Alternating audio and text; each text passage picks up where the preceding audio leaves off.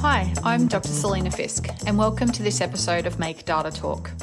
In this podcast, I help you turn your spreadsheets into stories in a way that is practical, accessible, and hopefully a whole lot more useful than your grade 9 maths textbook. Today I'm going to be talking to you about data storytelling, and specifically the type of data storytelling that we do when we get up in front of an audience. Some of these data stories are more effective than others, and by the end of this episode, you'll have a range of tricks to try when you're next asked to present data to an audience and you want them to do something with the information that you're sharing. So when it comes to data storytelling, I talk about two different uses of this phrase. One that we're talking about today is where we're presenting to an audience and we're deliberately curating the data story so that it ideally leads to action and it motivates the audience to change or do something about the key insight that we're aiming to share. The other type of data storytelling that I often refer to is the day-to-day data storytelling that we do in our work. So very often we're looking at our own data, we're thinking about our own trends, and we're either working by ourselves or we're working with other people, and we're thinking about what the trends and insights in the data mean for us and our work and our clients. Now, that's going to be another episode, but today we're talking about getting up in front of people and ideally leading or motivating or inspiring change through that data story.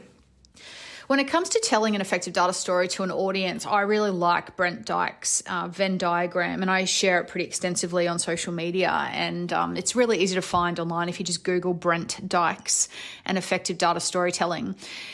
And what he says is that an effective data story has three main components. The first one is that it has visuals. So the visuals are deliberately chosen and curated to tell the data story and to highlight, I guess, the sense of urgency and the importance about the key messages and the insights that are being shared in the story. That's the first part.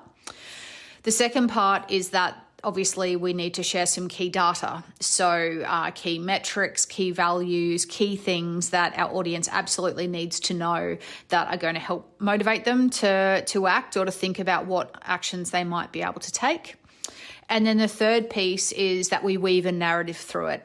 And one of the lines in Brent's book that I really like is that he says people are motivated by stories, they're not motivated by numbers. And so the narrative that kind of runs through the data story brings together the data and the visuals and builds kind of that tension and that sense of urgency for the audience. As the person who's telling the data story, it's really important that we are deliberate and we do a lot of preparation prior to the data story. We can't kind of just turn up and wing it, even though I do love a bit of last minute prep.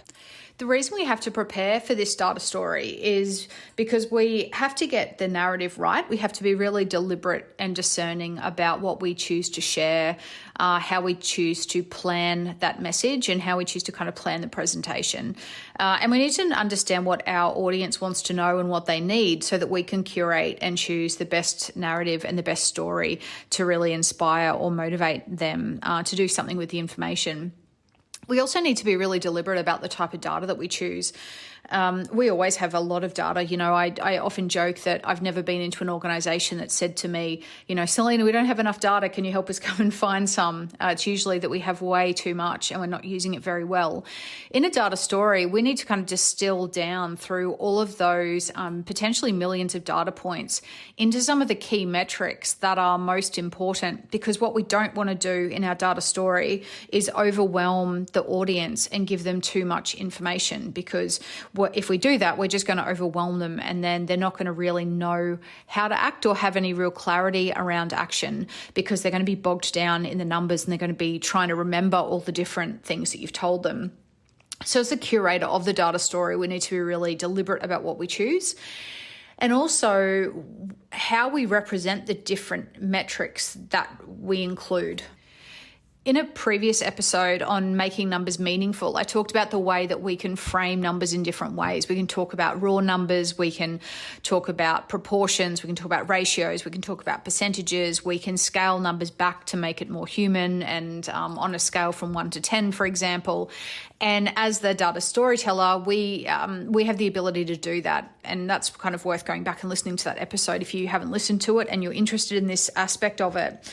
Because the way you present those numbers numbers is not guaranteed to land with your audience. So it's important that you think about, again, kind of what they need and where they're at, but then how can you make some good decisions about giving them the right amount of information, but also present it in the best possible way for them so that they can make sense of it. Equally, the visualizations are important that we think about, because whenever we have, as I said before, potentially millions of data points that we're trying to distill down into a story or a presentation that we're kind of delivering to an audience, there are so many different possible options for data visualizations. We could potentially put some of this information into bar charts, waterfall charts, lollipop charts, box and whisker charts, line graphs.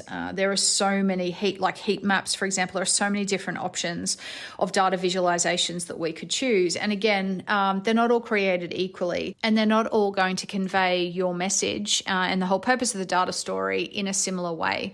So as the data storyteller, you've got a kind of key role to play in being able to generate the right visuals or the best visuals for your story, or ask for help, being able to ask people to help you develop those could be another really good step. But just like with the amount of data that we share, we don't want to overwhelm people with visualizations. We can't give them too much information. We don't want them to go into kind of analysis paralysis or complete overwhelm with the visuals. We need to be really deliberate and show them just enough so that they know what they need to do, and we can get them thinking about how they do it. As well as the content or what we're including in the data story, there are another couple of considerations worth spending a little bit of time chatting through. And that's partly how you show up to the presentation and also how long the data story is. Now, there's no hard and fast rule about the length of a data story, but given our shortening attention spans, my recommendation is generally, wherever possible, is to try and keep your data story between about 12 to 15 minutes long. And I kind of equate that to about the length of a TED Talk, because what happens is we can obviously only retain a certain amount of information. We can absolutely get to the point of cognitive overload. And we don't want that to happen to our audience, because we want them to be engaged with the story. This is not just a say and spray event or a dump and run where I get up and I give my audience a whole stack of information and then I leave. An effective data story is where the audience actually engages in that process and they think deeply and they ask questions and they're potentially empowered with that information and want to go and do something with it. So we can't talk on and on and on and on during our data story. We need to keep it short and concise and punchy and to the point. And that's why choosing the right data, the right visuals, and the right narrative is so important, because we need to do it in a time frame that means that it's timely and is going to have an impact on our audience. The other thing I just mentioned about showing up and the way we show up in our data stories, really powerful. We know that the way we show up in anything influences the likelihood of the message or the information being taken up by the audience, or, we know that it impacts the amount of buy-in that we get. When we're positive and optimistic and solutions oriented and we help people along the learning journey, then we're more likely to see success with our data story. We're more likely to see engagement from the audience. We obviously don't want to do things like, we don't want to be condescending. We need to make sure that we explain the metrics to them if they don't understand or if they don't have a big background in this particular type of data. But we definitely don't want to be condescending. And we need to walk that fine line between, I guess we don't want to assume that they know and understand the metrics, but we also don't want to talk to them like they're 5 years old. Wherever possible, we want to be positive. Sometimes our data stories are inherently positive and the actions that we want people to take are actually really positive and inspiring, which is awesome. But sometimes our data stories actually are potentially a little bit negative, and they're highlighting a deficit or a gap in some of the data and a need for action. However, we can show up to those and we can be optimistic and solutions oriented. And so we can guide our audience through and use language that encourages them to think about about how we use this information for good and what we do next. And we certainly don't want to blame the audience. We don't want to go in there kind of assuming or telling them that they have to do something about it, and we're putting the onus completely on them.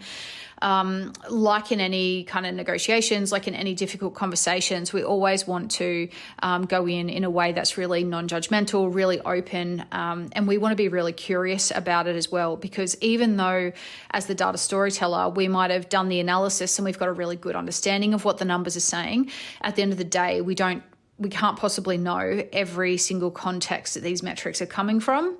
We can have a really good understanding of them, but, and this is the beauty of looking at data. We all look at it from different perspectives and we see different things. So we certainly need to be open in those data stories to hearing from other people and hearing their perspectives and their reflections. We don't want them to be excuses, but we absolutely want to hear their voice as well at some stage during the conversation. The final thing I'd add about a data story is then the follow-up. So assuming that we do want audience engagement, assuming that it is only about 12 to 15 minutes that we're presenting for, we do want to hear from the people that we've presented to. So there's a couple of ways that we can think about the conclusion. So at the end of the presentation, do we want them to suggest recommendations, or do we want them to brainstorm ideas? And do you want to open up a conversation with the whole group about what we do next?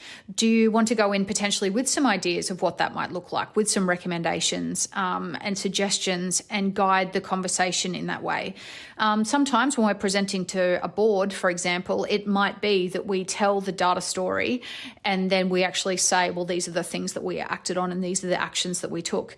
And that can be kind of the conclusion to your data story. But it's not as simple as we get to the main kind of insight or the main part of the data story and then it's all over. There needs to be a conclusion or a resolution to it. And I guess there's varying levels of audience engagement depending on your role and why you're sharing the data story in the first place. So thanks so much for joining us this week for this episode of Make Data Talk. As I said at the beginning, this episode about data storytelling is about when we present data to an audience. The next episode is going to be about data storytelling in our day-to-day job when we're working with just our own data, or we're working with members of a small team. So we're not necessarily getting up in front of an audience and talking to them about it. If you wanted to follow any of my work, it'd be great to connect with you on LinkedIn at Dr Selena Fisk, and you can sign up to my newsletter on my website at www.selenafisk.com. Stay safe and take care of yourself.